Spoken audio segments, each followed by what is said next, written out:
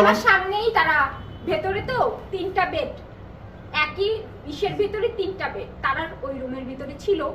আপনাদের যে বক্তব্য দিয়েছে ওই বক্তব্য বারবার রিয়ামণি আলমকে শোনায় আর আলম আমাকে পিটায়, অনেক পিটাইছে। আমার এখানে চর, ঘাড়ে লাথি, মাজায় লাথি।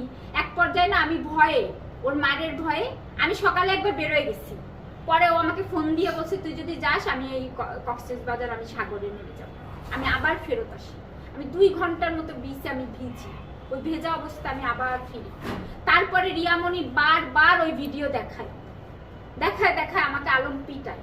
আমি তারপরেও যে অসুস্থ, ওর রাগ যা হয় হোক, এক পর্যায়ে আমি ওর মার না খেতে পেরে আমি পালায় যখন দৌড়ে আমি সেন্সলেস হয়ে পড়ি, তখন ওর অ্যাসিস্ট্যান্ট সেলিম পুরো মদ খাওয়া থাকে, ও কোলে করে নিয়ে ওর রুমে নিয়ে যায়। রুমে নিয়ে বলে যদি স্টাম্পে সই না দিস যে তুই মামলা উঠাই নিবি, আর তুই এগুলো সব ভাইয়ের বিরুদ্ধে মিথ্যা বলছিস, নাহলে তোকে এখন আমি ধর্ষণ করব।